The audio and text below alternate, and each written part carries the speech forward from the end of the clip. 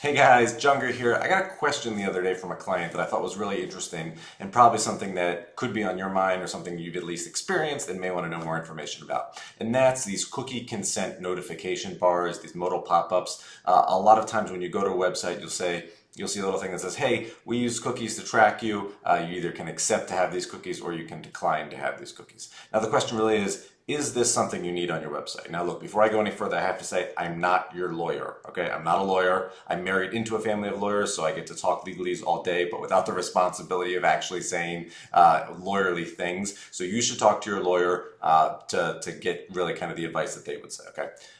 Here's what most of the time, I would say your lawyer is going to say. They're going to say, yes, if you use cookies to track people, you need to make that clear. You need to say that, yes, have that bar that says they can accept or decline. A lot of times for legalese overseas out of the States in Europe with GDPR and the other kind of regulations, you have to have that thing to say, look, if you're going to collect this information, that the user is opting in to giving you that type of information. So if you're doing any kind of business in Europe or you're really worried about the kind of legal ramifications of using cookies to track people, then it's probably a good idea to have that.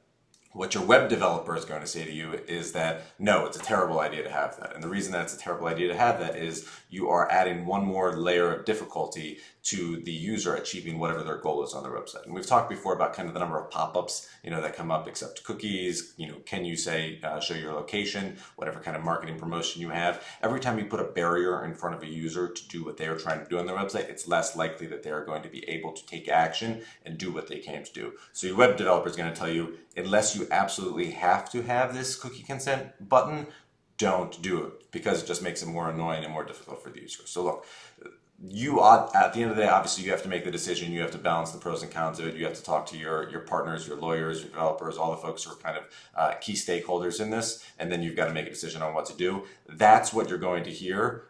So at least you kind of have enough evidence to say, like, hey, what am I getting into? What do I really have to balance the pros and cons of it to see, how am I covering myself, but how am I making sure that our website is actually being useful to our users and it's not driving too many people away. So good luck with that, and we'll see you next time.